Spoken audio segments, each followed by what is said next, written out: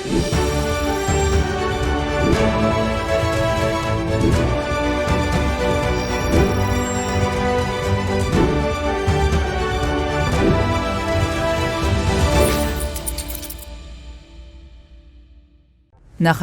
գլխավոր գործընկերն է Converse բանկը, ֆինանսական աշխարհի ձեր հուսալի գործընկերը։ Բարև ձեզ սիրելի ուսանողներ, եթերում է մեր պատմություն հաղորդաշարը։ Այսօր խոսելու ենք 18-րդ դարի երկրորդ կեսի հայ ազատագրական շարժման սոցիալական միջավայրերի մասին։ Ինչու 3 տարբեր կենտրոններ կային եւ ինչու են այդ 3 տարբեր կենտրոններում մեկ նպատակի շուրջ 3 տարբեր մոտեցումներ։ Եվ այսպիսով այսօր խոսելու ենք 18-րդ դարի երկրորդ կեսի հայ ազատագրական շարժման տրամաբանության մասին։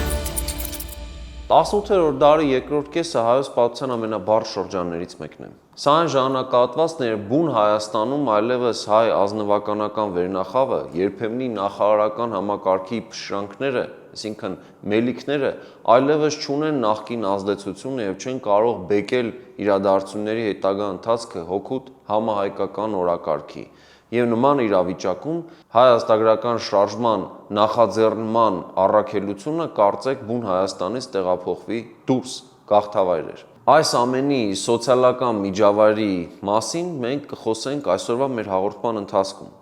Մասնավորապես ընդունված է խորհրդային շրջանից կարծել, թե եղել է այդ շրջանում միայն 2 ազատագրական պայքարի 2 կենտրոն, հնդկահայ եւ ռուսահայ կենտրոնները եւ այլևս ավարտված է համարվում բուն հայաստանյան օրակարգը։ Մինչդեռ մենք ունենք 3 միջավայր, 3 միմյանցից տարբերվող միջավայրեր, որոնց մոտեցումներն ու մեթոդները տարբեր են, բայց վերջնանպատակը իրականում նույնն է՝ Հայաստանի ազատագրումը։ Եվ այս 3 կենտրոններն են, մեկը իհարկե Հնդկաստանի հայկական համայնքն է, մասնավորապես հատկապես Մադրաս կենտրոնով, եթե գաղափարական տեսանկյունից ենք նայում,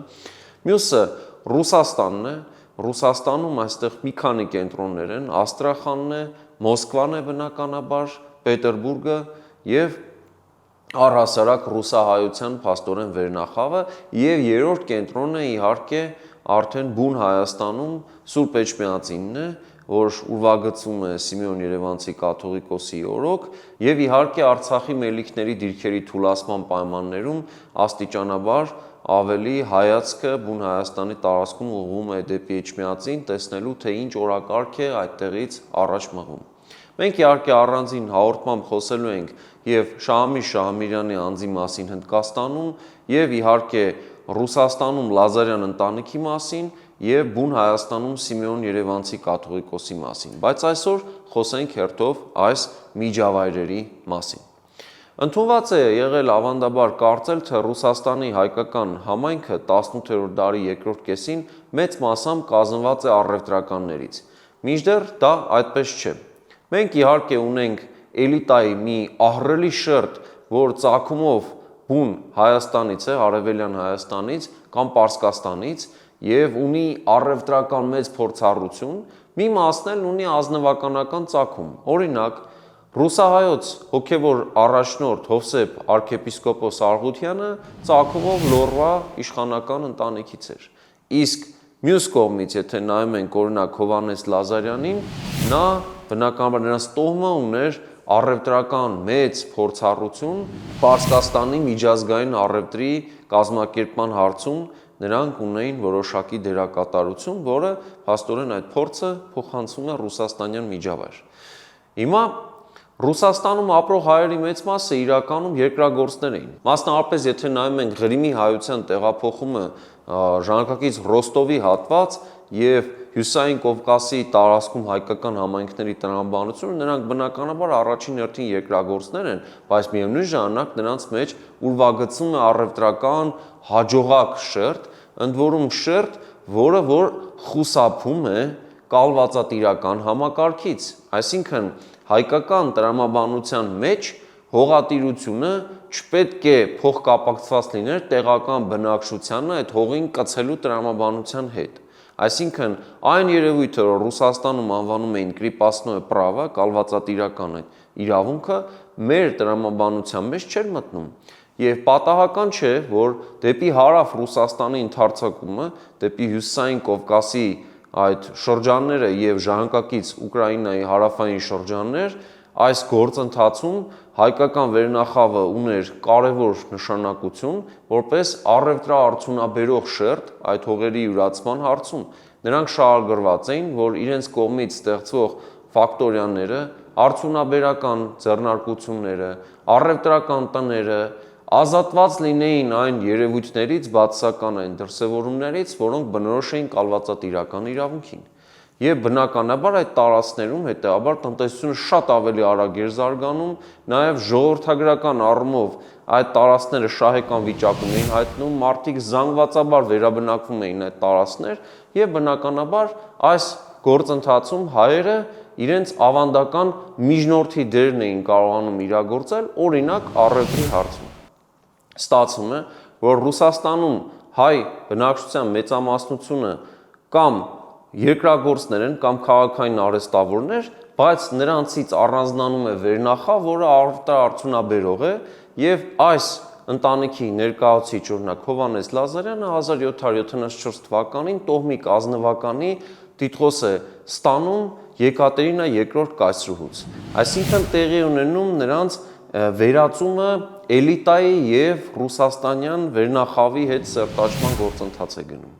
Բնականաբար իբրև հոգեոր առաջնորդ Հովսեփ Արգուտյանը եւս այս շփումների հնարավորությունն ունի եւ ռուսական արքունիքին մերձակա փաստորեն հայկական որոշակի վերնախավի շերտ է ձևավորվել։ Բնականաբար այս տիպի գործունեությամբ աչքի ընկնող գործիչներից էր օրինակ աստրախանցի մեծահարուստ Մովսես Սարաֆյանը նաեւ։ Հիմա Ռուսաստանում ունենք այսպիսի փաստորեն մոտեցում, տեղափոխվենք Հնդկաստան։ Հնդկաստանում հայկական համայնքը ստվարացավ այն բանին զուգընթաց, որ Պարսկաստանում հայերը դժվարությունների առաջ էին կանգնում։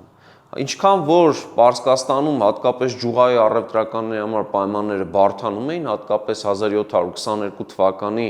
այդ աֆղանական մեծ արշավանքից հետո եւ Սպահանի ավերածություններից հետո հայերի զանգվածային արտահոսք եղավ այնտեղից եւ մենք տեսնում ենք, որ Հնդկաստանում հայերի համայնքները ավելի սրանց հետո դարձան ստվար, բայց Հնդկաստանում հայերը շատ ավելի վաղուց էին հաստատվել եւ իդեպ քանի դեռ եվրոպական գաղութացումը չէր ընթանում, հայերը իրենց շատ ավելի ազատ էին զգում։ Եվ ինչքան ավելի անգլիական ադմինիստրացիան ուժեղ էր դառնում Հնդկաստանում, միտում կար հայերին առևտրական գործընթացներից դուրս մղելու։ Հնդկաստանում եւս առաջին հայացքից բոլոր հայերը ընկալվում են իբրև թե առևտրականների, երբ որ կարդում ենք այդտեղի հայկական համայնքի պատմությունը արձանագրություններով, տպավորությունն այնպեսին է, կարծեք թե բոլորը առևտրականներ են։ Մինչդեռ այստեղ եւս կա որոշակի առավել ունևոր խավ խոշոր առևտրականների տեսքով եւ կան իհարկե հատկապես մեծ թվականակով արհեստավորական շերտի ներկայացուցիչներ, որոնք կոմպակտ բնակվում էին քաղաքներում։ Բայց իհարկե այն շերտի ձեռքում, որը որ կապիտալ էր տնօրինում, այսինքն խոշոր առևտրականները նախ եւ առաջ, իրենց ձեռքում նաեւ կենտրոնացնում են ինտելեկտուալ ռեսուրսի զարգացման հնարավորություններ։ Եվ մենք տեսնում ենք հենց այս մարդկանց կողմից տպարանների օրինակ հիմնադրման միտում։ Մենք այստեղ եւս չենք կարող գործընթացից դուրս պատկերացնել, ինչպես ռուսական համայնքի պարագայում է Ռուսաստանի հայկական համայնքի հոգևոր վերնախավի դերակատարությունը, որի հետ հաշվի էին նստում բնականաբար առևտրական այս վերնախավի ներկայացուցիչները։ Գաղափարները երկու միջավայրերում տարբեր էին։ Իրարից տարբերվում էին ավելի ճիշտ մոտեցումների պարագայում։ Այսինքն ընդհանուր կար գաղափար, որ գիտակցում էին, որ Հայաստանը պետք է ազատագրել, ընդ որում ազատագրման հարցում արդեն պատկերացում ունենալով տվյալ ժամանակաշրջանի քաղաքական քարտեզից եւ իրողություններից ու Ռուսաստանի հատկապես հավակնություններից պատկերացում ունենալով այդ ժամանակաշրջանում թե ռուսահայ, թե հնդկահայ կենտրոններում գալիս է այն գաղափարը, որ ռուսական կայսրության օգնությամբ պետք է Հայաստանը ազատվի Օսմանյան կայսրության եւ Պարսկաստանի տիրապետությունից։ Ինչու է այս գաղափարաբանությունը դառնում տիրապետող։ Սա ուներ հետևյալ բացատրությունը։ Նախ այս շրջանում ռուսական կայսրությունը իրեն հստակ դիրքավորում է իբրև հակաթուրքական պետություն։ Օրինակ, Եկատերինա II կայսրուհին շրջանառության մեջ է բերում այն տեսությունը, վերադարձնում է քաղաքական օրակարգ այն տեսությունը, որ փաստորեն ռուսական կայսրությունը բյուզանդական ժառանգությանը պետք է տեր կանգնի եւ բոլոր նրա կողմից միացվող տարածքները ժամանակին բյուզանդական ենթակայության տակ են իբրև եղել եւ պետք է հիմա նորից այդտեղ այդ ուղղափառ ժառանգությունը հաստատվի։ Պատահական չէ, որ Եկատերինա II-ը Օսմանյան կայսրության դեմ պատերազմներում ձեռք բերված տարածքներում հիմնադրում էր քաղաքներ, որոնց տալիս էր սովորաբար կեղծ հունական վերջավորություններ, այսինքն փորձում էր հունականություն հաղորդել տրվող տեղանուններին։ Ամեն ինչ սկսվեց Ստավրոպոլ քաղաքի հիմնադրումից, որ Կովկասում պետք է դառնար ռուսական փաստորեն ազդեցության այսպես սահմանը եւ այդ ամրոցից պետք է հետագա բոլոր արշավանքներն արվեին օրինակ դեպի հարավ, դեպի ժամանակակից փաստորեն Վրաստանի եւ մեր տարածքները, այս երկու հանրապետությունների ժամանակակից տարածքները եւ նաեւ այդտեղից դեպի Մերձսևծովյան ավազան արշավանքները։ Նույն Մերձսևծովյան հատվածում ռուսական կայսրության հիմնած քաղաքները այդ շրջանում նույնպես այսպիսի վերջավորություններ էին ստանում Սիմֆերոպոլ, Ստավրոպոլ, այսինքն քաղաք պոլիս հունարեն այս վերջավորությունները Նիկոպոլ եւ այլ այս ամենով ի ցույց էր դրվում, որ ռուսական կայսրությունը այս տարածքները ոչ թե նվաճում է Օսմանյան կայսրությունից, այլ վերադարձնում է իբրև բյուզանդական ժառանգություն եւ սա փաստորեն ցույց էր տալիս, որ ռուսական կայսրությունը գաղափարախոսական նաև պայքարի մեջ է Օսմանյան կայսրության հետ։ Եկատերինա II-ը շատ հստակ դիտարկում էր հայկական վերնախավի տեսանկյունից իբրև Օսմանյան կայսրության համար էկզիստենցիալ հակառակորդ։ Եւ երկու պատերազմները դրա հաստատումն էին 1768-1774 թվականներ եւ 1787-ից 1791 թվականներ։ Այս պատերազմներով Եկատերինա II-ը նաև Թուրքիայի պատմության մեջ մնացել է իբրև իրենց ամենասարսափելի հակառակորդներից մեկը։ Եվ բնական է, որ նրա այս կերպարը հայկական ավականու մոտ որոշակի դրական զգացողություններ էր առաջացնում եւ անգամ Հնդկաստանում, որը գտնվում էր անգլիական ազդեցության պայմաններում, հայկական վերնախավը լինելով փաստորեն անգլիական հպատակներ, նրա աշխարհաքաղաքական մրցակից ռուսական կայսրությանը դիտարկում էին իբրև Հայաստանի համար հնարավոր ազատարար տարբերակ։ Մյուս կողմից կար երրորդ գործոնի խնդիրը, այսինքն բուն հայաստանյան միջավայրի հարցը։ Եվ սա արդեն մենք գալիս ենք երրորդ կենտրոնին, հա։ Երրորդ կենտրոնը բուն Հայաստանում էր գտնվում։ Բուն Հայաստանի միջավայրը կտրուկ փոխվել է։ Դեռևս Շահ Աբասի բռնագաղթից հետո Հայաստանում իրողությունները փոխվել են։ Փորձել է հայկական միջավայրը զգալիորեն վերականգնել Մովսես Տաթևացի կաթողիկոսը։ Նրա գործը շարունակել են նրա աշակերտներ Փիլիպոս Աղբակեցին եւ Հակոբ Ջուղայեցին։ Եվ հայկական միջավայրի այդ վերականգնման գործընթացը հետո որոշ ժամանակ ընդհատվում է եւ 1724 թվականի թուրքական օկուպացիայից տարիներ հետո այս գործընթացի մեկնարկը հայկական միջավայրի վերականգնման փորձում է Ղազար Ջահկեցի կաթողիկոսը դնել եւ հետո այս գործը կատարում է Սիմեոն Երևանցին բազմաթիվ գյուղերի բնակչությանը վերադարձնելով Արարատյան դաշտում իրենց հայրենի օջախներ։ Եվ այնուամենայնիվ Հայաստանում ստեղծված իրավիճակը դեռևս հոգուտ հայերի չէր եւ Արցախում շատ մտահոգիչ գործընթացներ էին ընթանում եւ 1736 թվականից գործող Խամսայի մելիքությունները, որ իրենցից առաջ եղած մելիքությունների փառահեղ հետնորդներն ու շարունակողներն էին, այսինքն 100-ամյակներով շարունակվող պետականության կրողն էին Արցախում, պետականության եւ գաղափարի, եւ գործի, եւ նաեւ զինական գործի կրողները կանգնել էին լուրջ խնդիրների առաջ։ Այս շրջանում էր, որ պարսկական իշխանությունների թողտվության պայմաններում Արցախում հաստատվում են առաջին անգամ մուսուլմաններ։ Թյուրքալեզու, Սարաջալու կոչվող քոչվոր ցեղի ներկայացուցիչ Փանահը հաստատվում է այստեղ եւ Շուշիի բերդին տեր է կանգնում հայ իշխանների միջև, հայ մելիքների միջև եղած եղբայրասպան պատերազմի արդյունքում։ Եվ նրա հաստատվել է որոշ ժամանակ հետո նրա խանական տիտղոսի հորջորջումը, այնուհետև ճանաչումը պարսկական իշխանությունների կողմից հայ մելիքների համար ստեղծում է աննախադեպ վատ իրավիճակ։ Եվ երբ Սիմեոն Երևանցի կաթողիկոսը դառնում է հայ եկեղեցու գահակալ, նա արդեն բախվում է այն իրողություններին, որոնք որ Արցախում ստեղծվել էին։ Եվ պատահական չէ, որ Արցախում նաև Գանձասարի կաթողիկոսության պառակտման գործընթաց էին տանում այս վաճկատուն տիրակալները եւ ի վերջո մենք տեսնում ենք, որ հայկական այս ներքին միջավայրում եղած խժդժությունների պարագայում Սիմեոն Երևանցին ձգտում էր ամեն կերպ Էջմիածնի պաշտոնեության ազդեցությունը նաև Արցախի տարբեր տարածքների վրա տարածել, օրինակ Քարվաճառի շրջանի ուղղությամբ։ Այսինքն բավական բարդ էր ներհայաստանյան միջավայրը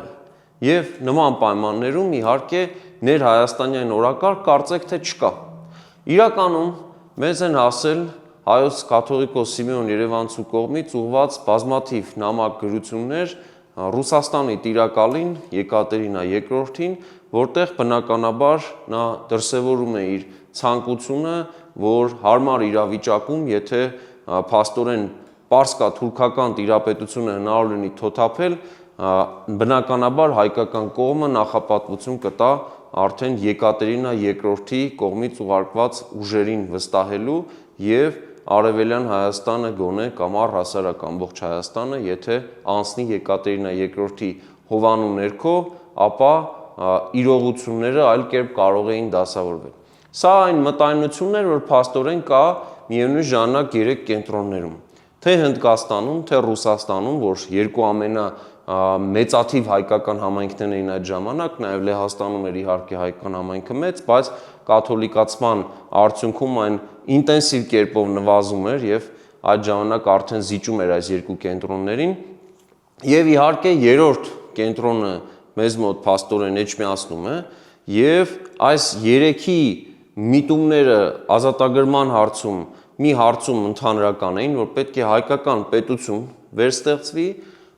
բայց այս հարցում ունեին տարբեր լուծումներ, մենք դրա մասին քիչ անց կխոսենք։ Երկրորդը, այս երեք կենտրոններն ունեն կոնսենսուս այն հարցում, որ ռուսական կայսրությունը պետք է լինի այն ուժը, որ պետք է աջակցի Հայաստանի կողմից փաստորեն թուրք-պարսկական տիրապետության թոթափումը, բայց կրկնում եմ, նրանք տեսնում էին ոչ թե Ռուսաստանի կազմում հայտնվելու տեսլականը, ոչ թե այդպիսի մոտեցում ունեին, այլ մտածում էին, որ Ռուսաստանի օգնությամբ պետք է հայկական պետություն վերականգնվի։ Եվ փաստորեն այս երկու հարցում ունեին հստակ ընդհանրական մոտեցում։ Բայց մեթոդները, գործողությունների հաջորդականությունը շատ տարբեր էր։ Այսպես, օրինակ Ռուսաստանի հայկական վերնախավի ներկայացուցիչները ներկայացրել են մի քանի ազատագրական ծրագրեր։ Օրինակ, աստրախանցի հայ մեծարուստ գործարար Մովսես Սարաֆյանը 1769 թվականի մայիսի 8-ին ներկայացնում է իր ծրագիրը արտաքին գործերի կոլեգիային, այսինքն Ռուսաստանի արտգործնախարարությանը, այն ժամանակ, երբ որ արդեն մոտ 1 տարի ընթանում է ռուս-թուրքական պատերազմ եւ ներկայացնում է Հայաստանի ընդհանրական ազատագրության ծրագիր, որ Ռուսաստանի օգնությամբ պետք է արվեր, գործին պետք է եւ Մայրաթոր Սուրբ Էջմիածինը մասնակցեր եւ Արցախի մելիքները եւ պետք է ի վերջո վերականգնվեր հայկական թագավորություն։ Մեկ այլ ծրագիր ներկայացնում են այս ծրագրից արդեն տարիներ անց 1783 թվականին, հետո լրացնում են 80-ականների կեսին նոր մոտեցումներով Վիրահայոց թեմի առաջնորդ Հովսեփ Արղուցյանը եւ հայ փաստորեն արդեն ազնվական ռուսական ազնվական տիտղոսով հայ առևտրա արդյունաբերող շրջանակների ներկայացուցիչ Հովհաննես Լազարյանը։ Նրանք Եվս կարծում էին, որ հայկական թագավորություն պետք է վերականգնվի ռուսական կայսրության հովանու ներքո եւ նորից ընդհանրական ազատագրում էին պատկերացնում։ Եվ հետարքիր այստեղ մոտեցում կա, որ հայկական վերնախավը ռուսական իշխանությունների առաջ դնում էր նախապայման, որ Հայաստանում չպիտի լինի կալվածատիրական իրավունք, ինչպես Ռուսաստանի կենտրոնական նահանգներում են, որ հայ եկեղեցին չպետք է վարչականորեն ենթակայության տակ դրվի ռուս ուղղափառ եկեղեցու ներքո, եւ երրորդը, որ հայ եկեղեցու եւ ռուս ուղղափառ եկեղեցու դավանաբանական միասնության օրակարգ չպիտի լինի։ Եվ հետաքրքիր է, որ մեր վերնախավի այս դիրքորոշումը արդեն տասնամյակներ անց, երբ որ ռուսական կայսրության կազմում է հայտնվում Արևելյան Հայաստանը, օրինակ եկեղեցու հարցում ռուսական իշխանությունները պահպանում են այս մոտեցումը եւ չնայած ընդունում են կանոնադրություն, պոլոժենիե փաստաթղթի միջոցով եկեղեցու լիազորությունները որոշակիորեն սահմանափակում են, բայց ճանաչում են հայ եկեղեցու գլխի ամենայն հայոց կաթողիկոսի պատրիարքական աստիճանը եւ որևէ կերպ չեն դնում ռուս ուղղափառ եկեղեցու հետ միացման օրակարգ։ Տեղափոխվելով Հնդկաստան, այստեղ տեսնում ենք, որ գաղափարներն այլ են։ Այսինքն, եթե Ռուսաստանում միապետություն է եւ այդտեղի հայկական վերնախավը մտածում է, որ Հայաստանում պետությունը պետք է վերականգնվի միապետության տեսքով, այսինքն թագավորություն պետք է նորից լինի, ինչպես որ մենք ժամանակին ունեցել ենք, ապա Հնդկաստանի հայերը, նայելով անգլիական պարլամենտարիզմի գաղափարներին եւ այս ամենին հաղորդ լինելով, կարծում են, որ Հայաստանը պետք է իբրև հանրապետություն անկախանա։ Հետաքրքիր է, որ այդ ժամանակ բրիտանական կայսրությունը միապետություն է, ինչքան էլ որ պարլամենտ ունի, բայց մեր վերնախավը այստեղ կարծում է, որ հենց հանրապետություն պետք է Հայաստանում լինի։ Եվ նրանց տպագրած գրքերից, օրինակ Շահամիր Շահամիրյանի հրատարակած որոգայթ փառած աշխատությունը ըստ էության դառնում է Հայաստանի սահմանադրության նախագիծ։ Օրինակ նրանք պատկերացնում էին, որ պետք է լինի խորհրդարանի նման մի մարմին, հայոց տուն անունով, եւ պետք է ազգային տարբեր հարցերը, պետության կարևորագույն հարցերը քննարկվեն հենց այստեղ։ Եվ այս ամենի կողքին մենք տեսնում ենք բուն հայաստանյան միջավայրում հետարքիր մոտեցում։ Սիմեոն Երևանցին կարծեք թե առաջին հայացքից խոչընդոտում է ազատագրական շարժմանը։ Նա կարծեք թե հանդիմանում է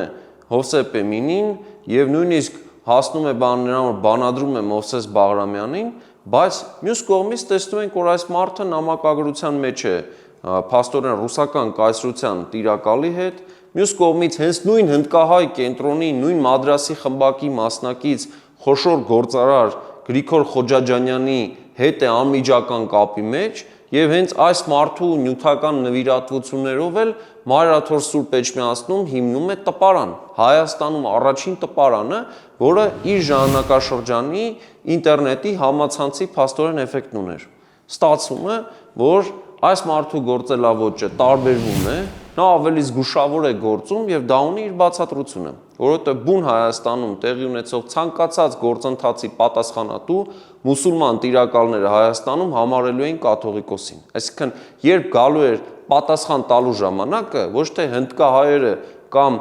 ռուսահայերն էին պատասխան տալու, այլ նրանք պատասխան եւ հաշիվ պահանջելու էին ամենայն հայոց կաթողիկոսից։ Դրա համար նա շատ լավ գիտի եւ ավելի զգուշավոր է աշխատում, բայց իրականում նրա նպատակը եւս Հայաստանի ազատագրումն է, ինչը երևում է նրա նամակագրությունից եւ գործունեությունից։ Իսկ այդ մասին մենք առանձին հաղորդմամբ խոսելու ենք։ Այսպիսով, երբ որ մենք խոսում ենք 18-րդ դարի երկրորդ կեսի ազատագրական շարժման մասին, մենք պետք է նկատի ունենանք սոցիալական միջավայրի տարբերությունները։ Այսինքն, Հնդկաստանի օրինակով մենք տեսնում ենք, որ այստեղ պարլամենտարիզմի գաղափարներ են ի հայտ գալիս եւ դա բնական է, որովհետեւ անգլիական գաղութացման ուղիղ արդյունքն էր, որ այստեղի հայ վերնախավը հնարավորություն ունենալով նաեւ անգլիական կրթությանը, թե ռազմական, թե առհասարակ հասարակական տարբեր գաղափարներին հաղորդակիցներ հնարավորություն ուներ,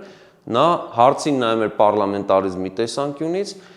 Ռուսաստանում հայկական վերնախավը հարցին նայում էր այդ պետության տրամաբանության մեջ, այսինքն այդտեղ եղած հասարակության կառուցվածքային հարաբերությունների տեսանկյունից եւ օրինակ մտավախություն էր տեսնում կալվածատիրության մեջ եւ ի սկզբանե կանխում էր, որ դա Հայաստանում չլինի եւ այստեղ էլ կա տրամաբանություն, որովհետեւ եթե բուն Հայաստանում կալվածատիրություն ռուսական իշխանությունները պահպանեին, Հայաստանում կալվածատերերի մեծ մասը մուսուլմաններ էին մնալու եւ բնական է, որ ռուսական կայսրության իշխանությունները այս հանգամանքը պետք է հաշվի առնեին եւ այս հարցերում ընդառաջ գնային հայերի ցանկություններին, որովհետեւ նման պայմաններում են հնարավոր միայն այս տարածքը յուրացնել եւ այստեղ իրենց իշխանությունը հաստատել։